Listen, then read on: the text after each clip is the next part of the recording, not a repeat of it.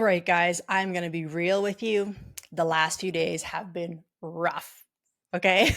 And the reason I want to lead with that is because I am obviously always talking about how to manage your stress and process your stress better, and yes, it is very important, but that doesn't mean you like are exempt from having days like this. And that's why I want to be vulnerable and tell you guys that I talk about this stuff. I have the tools, I have the discipline to know what it takes to again manage my stress better. But sometimes life just lifes and this happens. And I'm always very honest with my clients and my audience about the fact that, you know, my content, my program is not here to take stress away from you. It's not here to make it so you never get triggered ever again. That is not realistic. It's here to close the window to which things affect you and to the degree to which you hold stress in your body, right? So something that would maybe spin you out for a couple days and you'd overthink it for a couple days, well, maybe that ends up only being an hour or a half an hour. You know what I mean? Like, think about how much mental, emotional, and physical energy you would save if things didn't eat away at you for that long. And that's the point of my work. And that's what I've structured my program around, is to help people do that. Okay. But again, that's not to say that my life doesn't get messy sometimes. And I'll be honest, it's been messy for me the past couple of days, and not because anything is going wrong. Honestly, I'm really blessed to say that, I'm healthy. I'm in the best relationship I've ever been in. My family's good. My friends are good. My business is good. Like, things are good, but shit, sometimes you just don't feel it. Okay. And for me, the past couple days, my hormones have been up and down. My cycle is off, which is why my hormones are up and down, which leads me, my ladies know, to me not having the best sleeps, being really emotional. I've cried so many times the past few days. My poor boyfriend. Um, just these things. My diet's been off, and I have an incredible amount of tools that I've implemented. And sometimes you just, it just is what it is. And I wanted to be real today about that, because that's leading me to the topic of this podcast, which is about capacity and what that means and how it's going to change your life and help you get closer to the life you really want to live. And even that alone, guys, it's Wednesday. I'm recording this episode, and I release on Thursdays. So this is getting released tomorrow. I usually have this recorded, edited, and loaded, locked and ready to go by Tuesday. I haven't even recorded for this week. Okay. So this just kind of shows you where my life has been. But hey, we're not going for perfection. We're going for progress. And here I am, leveling with you guys and being honest and real about it. Okay. So that brings me to my topic today of capacity and what that means. And I know I use that word quite a bit in my content, but I also know people don't maybe know exactly what that means. And so that's what I wanted to elaborate on for you today. And then I wanted to give you an exercise on how to expand that. So capacity is the degree to which we can handle things, right? And so if we're thinking on a very simple example, if you look at milk cartons, there's 500 milliliters, there's a liter, there's 2 liters, right? And that is the capacity of the jug. So obviously that's how much milk it can hold. And we have that same thing within us as far as our stress and our energy within our body. And each one of us has a different capacity based on our nervous system and based on the experiences we've had in our life. And that's starting from a child. Okay, all the way from when you first entered the world. I mean, even before that, your mother's how your mother's carrying you can also affect your capacity. But every experience we have as a living human affects our capacity to some degree. Okay, so what that means, though, is we can have experiences that either reinforce the capacity we already have, so keep it as one level, or we can have experiences that expand our capacity. Okay. And that's growth, right? It's as simple as that. But the level of your capacity literally dictates the quality of your life in regards to what type of life you want. Okay. And so, for instance, I'll use this example. I have a client right now who has 5 children. Okay. He has 5 children, and he is the owner, president of a large engineering firm. Okay. So he's, done very well for himself. It was such a nice man. And he's married as well too. And I remember on the first or second session we had, I told him, I said, here is the plan and the strategy. You are not failing. Because that's what he came to me for, right? Like he was burnt out, he was exhausted, he's got so many things on his plate, and you know, feels like he's drowning type thing. I said, you are not failing at anything. I said, but what we need to do is we need to expand your capacity for what is on your plate. So you don't have to give anything up.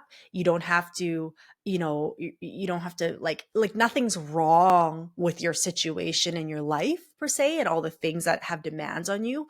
But we need to expand your capacity so that you can show up the way you want to show up, which is of course in his best form in all those hats, like as a husband, as a father, as a leader, you know what I mean? We need to expand your capacity so that you can do that and it's not taking a toll on your mind, body, and heart, you know?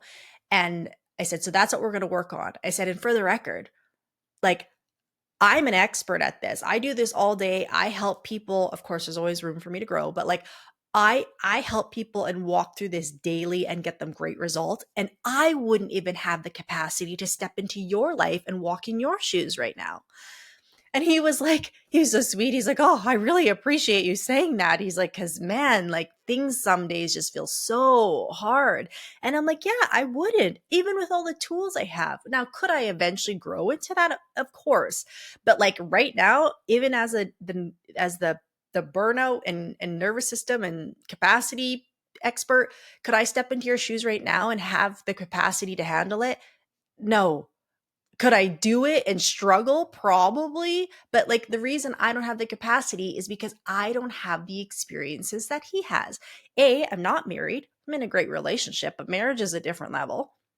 I don't have any children, so throwing me into 5 would be like, whoo, it's a doozy. You know what I mean? I wonder what the percentages is of people who have that many kids, because I think most people wouldn't be able to do that.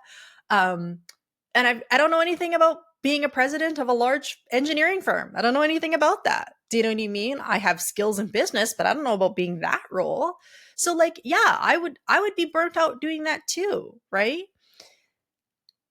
And my point is this, is that if you have anything in your heart that you want in life, maybe that's a certain position at a company, maybe that's a larger paycheck, maybe that's a certain business, maybe that's a loving relationship, or a bigger house, whatever. If there's anything you want in life and you don't have it yet, it's because it's a capacity issue.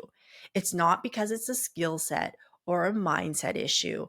It's capacity. And the reason I say that is because if you fix your capacity issue, the other issues fall into place or they dissolve themselves, right? If your capacity can handle that, the mindset gets corrected, the opportunities start to come your way, your belief changes, like the skills get acquired. Like if you have the capacity to handle it, then all those things get sorted out.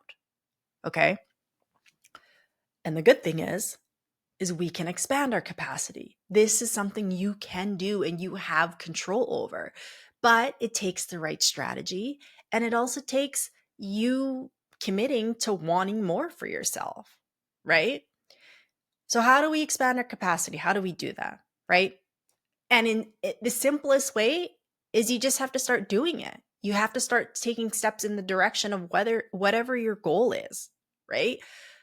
And as you do that, your capacity is going to expand, right? Everything is uncomfortable till it's not. And the more reps you get in, the more repetition, the more at bats you take, the easier something's going to be, right? But here's the missing ingredient in that is that if you don't take the time to regulate through your nervous system as you're expanding your capacity, you will pay for it in the long term. And I am a prime example of that. Okay. If I look at my last career, I was there for 9 years. I could do the job with my eyes closed by the end of it. Like I really could. Like I've seen every problem. I've been in every situation. Again, I was there for 9 years. I could do it with my eyes closed.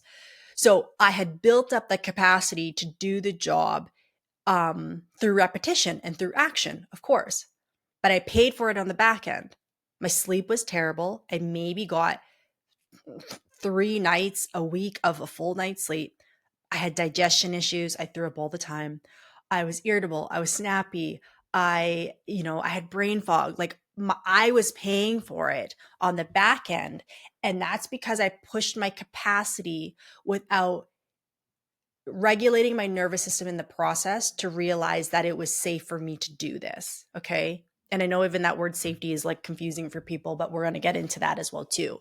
So my point is this is high level, yes, you have to step into action and you have to take steps towards what you want. But there's a way more effective way you can do that so that you don't have to neglect your needs or burn out or become resentful or disgruntled in the process. And I'm going to go through that with you now. Okay. So we're going to use an example of what this to kind of lead you through this process, but this applies to anything. Again, this can apply to dating. If you now want to attract the right partner in your life, this can apply to building a business. It can apply to anything. You can take the same process. Okay. And so I call this cycle of growth. This is something I work through with my clients, but it's also just essentially exposure therapy, which you may have heard about before. Lots of nervous system experts will talk about this. But essentially, it's a cycle that you want to use anytime you want to grow. And you can use it in small systems. You can use it in big or small settings or big settings. But the point is, this is the pattern that you want to go through. It's a skill. So let's say the example is you want to get better at asking for help at work or delegating. Okay. And so when you think about asking for help or getting someone to do something for you, even if it's their job, like I have lots of clients like this who are like the leaders of teams and they're like, I feel bad asking people to do this. Meanwhile, they're like doing a whole bunch of things that actually are not what they should be focusing on. You know what I mean? Business owners are definitely guilty of this. And I get it. It's always coming from a good place. But there are them jobs and then there are jobs for their team. And even if it's a job for their team that is very obvious, they still struggle to delegate and ask for help. So let's use that example. So you have a assignment that you need done and you want to ask someone, but again, the minute you think about it, you go, oh, but everyone's so busy and I don't want to act like I feel bad or guilty if I ask them to do it and I can just handle it. So I should. And what if no one responds right away? And then I'm going to, all these things cycle in our head. So first you need to identify exactly in your body what's happening when that trigger comes up. So the thought of asking someone for help gives me a tight chest. It makes my palms a little bit sweaty. My thoughts start to race and I often get a pit in my stomach. Those are my symptoms, okay? Yours might be a little bit different. But the first thing is you need to get really clear on what's happening in your body when that trigger comes up, okay? Now, the second thing you have to do is now you have to go regulate through it. Okay. So what's happening is when you get put into that state, that tizzy of like, oh my God, I feel so bad asking for help. Your body's essentially going into a dysregulated state, which is survival mode. Okay. Your nervous system's getting dysregulated. And for background context, like if this example speaks to you and this is how you react in these situations, it's probably because you were never able to ask for help as a kid. Asking for help or speaking up for your needs feels very uncomfortable and foreign to you. And so you're probably getting anxious when that happens, or you try and downplay that you need anything because that's how you had to survive as a kid, was just by kind of keeping your mouth shut and making everyone else happy instead of tending to what your needs were, okay? Or even voicing that you had a need, right? So now as an adult, that same survival strategy transfers forward. And so we need to first identify that and know that the nervous system feels dysregulated because asking for help is a threat to your survival or a threat to receiving love or connection.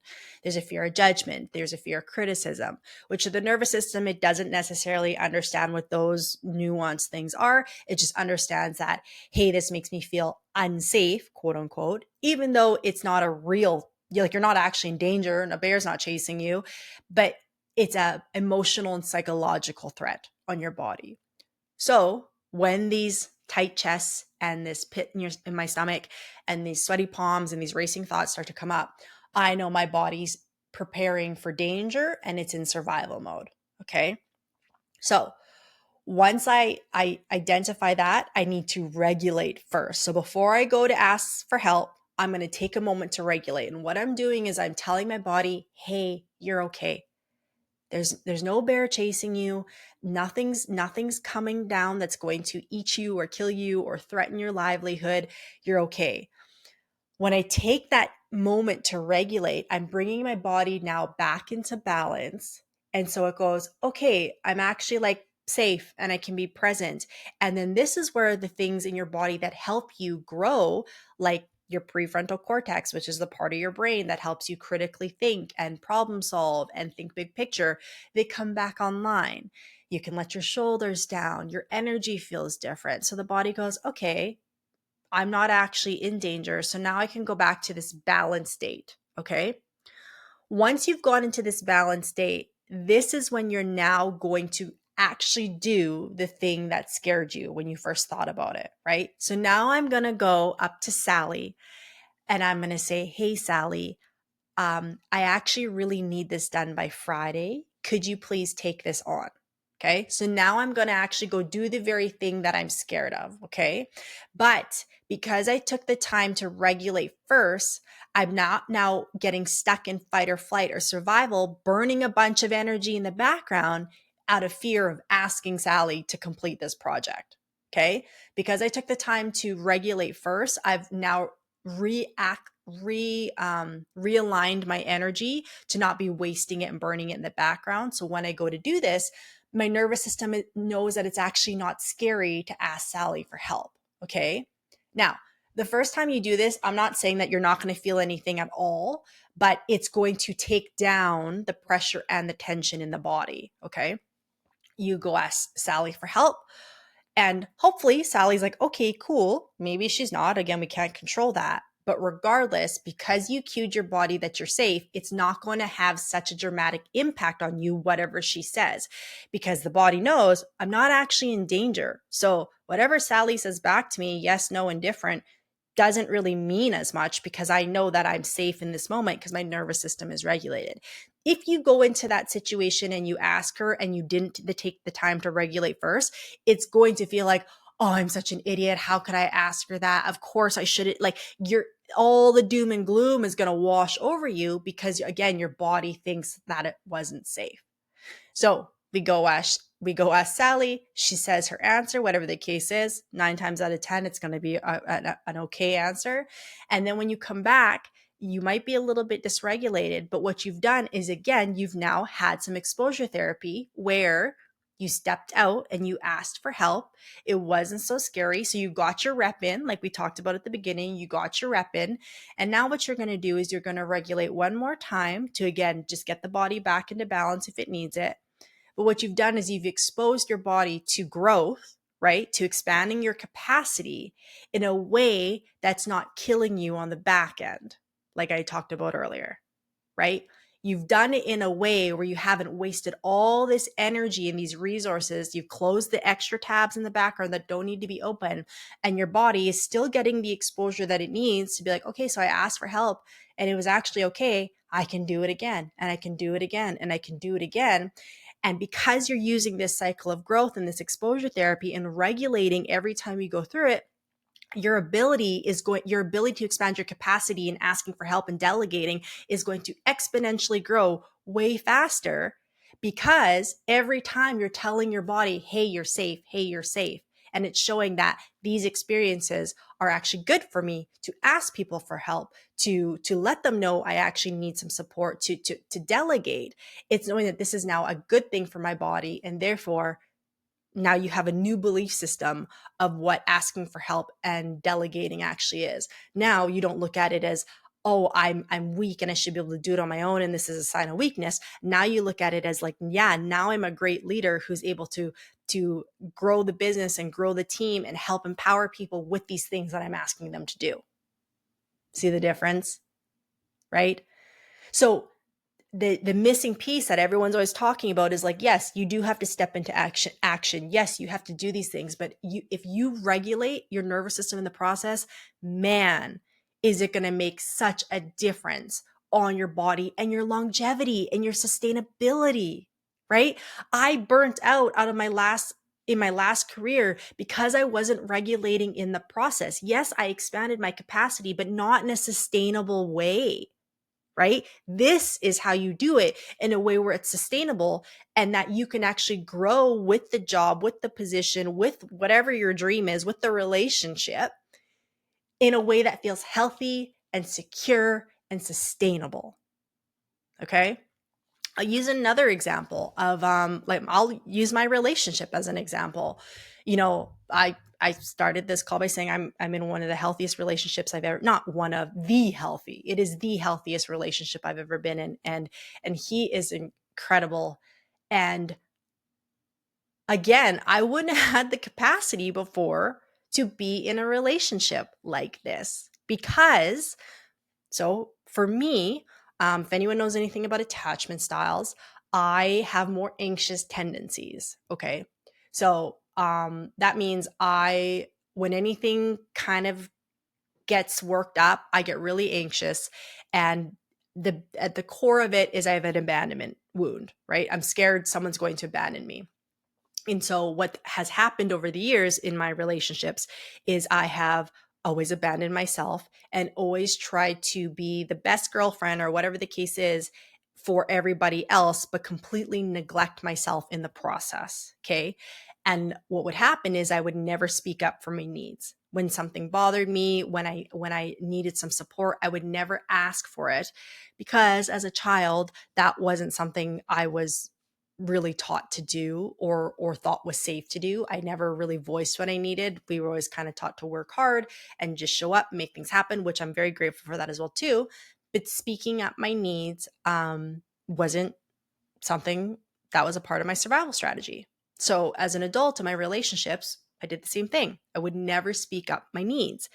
And once I realized that this was the issue, I had to clock the fact that I didn't have the capacity to speak my needs. Even though I consciously thought I was doing it, I didn't have the capacity because anything that came remotely close to speaking up for what I wanted, I would always have to like I would go back and forth in my head as to why I probably didn't need to say it, right? And I'll even use an example of something that just happened a couple weeks ago, okay? I was staying out at my boyfriend's house and we were sleeping and we don't sleep with our phones in the bedroom, and he had gotten up really early and had grabbed his phone to check something. He was in the middle of a really big deal, and he had brought the phone back to the bed, and that wasn't not a big deal to me because it was like 6 o'clock already, so we were about to get up, but I wasn't fully up yet. And we ended up sleeping in a little bit because we don't set alarms. And then his phone rang and it was a client. And instinctually, he took it because he looked at the time. He's like, oh my God, like it was the weekend, by the way. This sounds like we have really healthy work habits, but trust me, we do. But so he took the call while he was laying next to me in bed. Okay. A vulnerable moment. Hopefully he doesn't get mad I share this story. Anyways, so he answered the call, he went out of the room and finished his call out there, and everything was fine. But I'll be honest, I was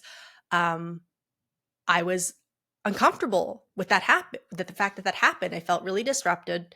I needed more sleep and I was bothered by it. And I was bothered by the fact that, I have worked so hard to have really healthy habits around that with myself. And I don't put that stuff on him. I want him to figure that out for himself as well too. But for me, I was just like, damn, that did not feel good. Now, from that time, I now started negotiating with myself in my head as to whether I should say something or not. Okay. And guys, this is just over a phone call, not even anything bad. Like, yeah, okay, maybe don't answer in the bedroom, but like, it's not like anything like super traumatic happened. It was a phone call. You know what I mean? And I sat there for 30 minutes in the bedroom by myself, going back and forth within my head as to whether I should say something or not. Oh, it's not a big deal. Are you going to sound not supportive? This is a really big thing for him. Like, just don't say anything. He's doing the best he can. Like, is it worth causing a gripe in the relationship? Like, is it worth you even saying anything? You can just get over it. It's not going to bother you in a day. Like, this is what's happening in my head. Okay, I'm negotiating with myself because to me, saying what I need in a relationship has always been really hard. I've gotten better at it, but it's still uncomfortable for me. And so finally he came into the room and he knew something was bothering me and he sat down and he goes, "Okay, let's talk. What's going on?" And I immediately start crying. And I'm like, "I'm so happy for you and all the things, I'm bawling. I'm like, "I'm so happy for you and all the things that you have going on."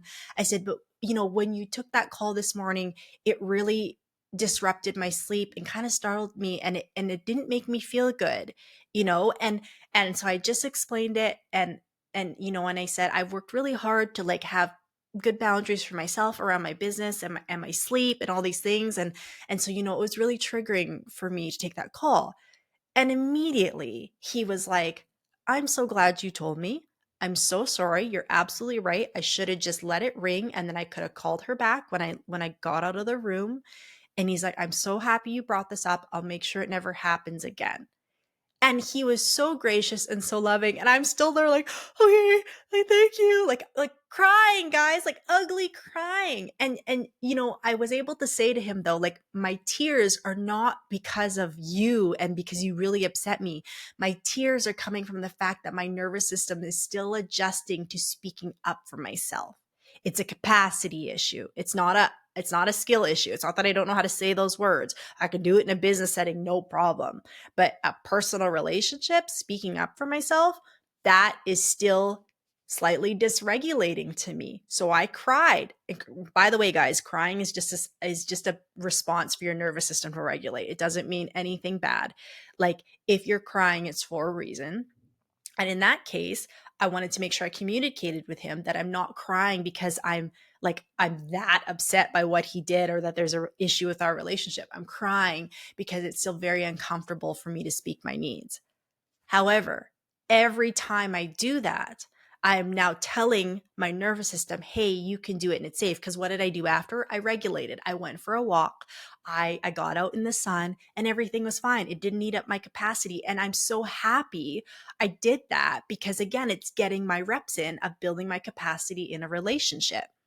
Now, what I will say is, using that example versus the one I used earlier about asking Sally for help, it's ideal if you can regulate before you go into something uncomfortable where you're expanding, but sometimes you don't know, right? So for instance, in my situation, I didn't know that was going to happen. So I didn't regulate first, right? So I made sure to regulate after. But if you're walking into a situation where you know you're going to do something that's uncomfortable for you, it's best to do it before and after. It's just double ending it and just giving your nervous system the best success at being able to regulate and grow without burning out on the backside, right? But the point is anytime you add regulating your nervous system into this, and then you go ahead and take a step into something that's a little bit more uncomfortable, you're expanding your capacity.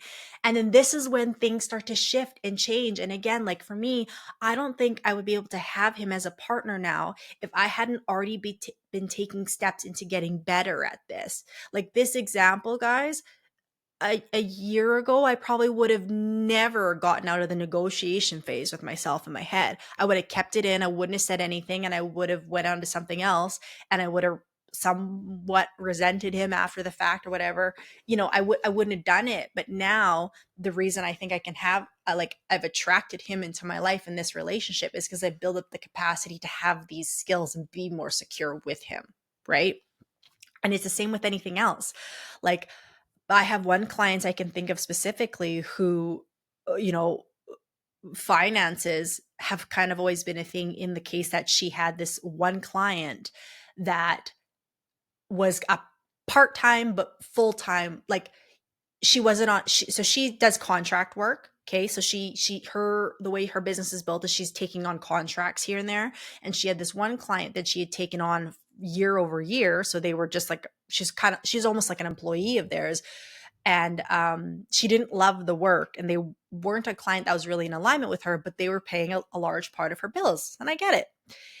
And so as we were working together, she was like, oh, like they just, it's draining me having to show up for them, but it's like they pay, she's a single mom. She's like, they cover a lot of my expenses for me. So it's like, but I don't really want to work with them anymore.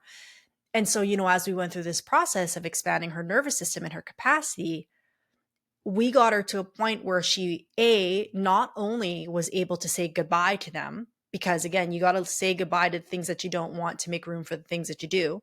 So not only did she build up her capacity to get out of scarcity mode and be like, no, I know I don't, something else will come down the line if I let them go. But after that, not long after that, she booked one contract, which was a matter of days, that covered over half of what they are paying her for the year. Okay. So what she was doing for a year's worth of work in just one contract, she made over half of that. But that's because her nervous system had expanded the capacity to welcome in the opportunity. Okay. And I always tell people, mindset can help you see the opportunity. Nervous system capacity determines whether you can capitalize it or not. And she was in a position now where she could capitalize on it, right? But this is why expanding your capacity in your nervous system is so important. And this is also why I talk about stress management and optimization so much, right? Because when you get better at processing your stress, managing your stress, optimizing your stress, then you're able to do this more. Okay. You can't grow when you're in survival mode. You can't, right? And survival mode isn't as dramatic as it sounds. It doesn't mean like, oh, I'm stuck on the street and I can't pay I don't have any food, like not that degree of survival, but survival mode where you're just living for the day. Like I can't see big picture. I can only see what's in front of me. Like I'm just trying to stay alive. Like that survival mode. When you're in that state, you can't grow. And when you can't grow, you can't expand your capacity, which means you can't welcome in new opportunities, new love, new abundance, new relationships, right? So the way you do that again is by exposing yourself, but doing it with the right strategy so you don't burn yourself out in the background. All right. So I'm going to tell you guys that I am feeling a lot better today than I have been in the last couple days, because they were rough, but I'm on the come up. And it's only because I know how to get myself out of it. And so, if this is you and you're looking for more ways to do this, go check out my other content, go check out my Instagram, go check out my LinkedIn. If you're an executive or a high performance or, in sales, and you're looking for someone to give you the right strategy to do this for your life right now, hit me up. This is what I'm here for. And take this as a sign that like life doesn't have to get stuck in what we think it is right now. It can get better. It always can get better. But it takes you making a choice to do something about it. I just put up a post on Instagram saying that burnout changed my life, and it did, for the better, because I actually chose to do something about it.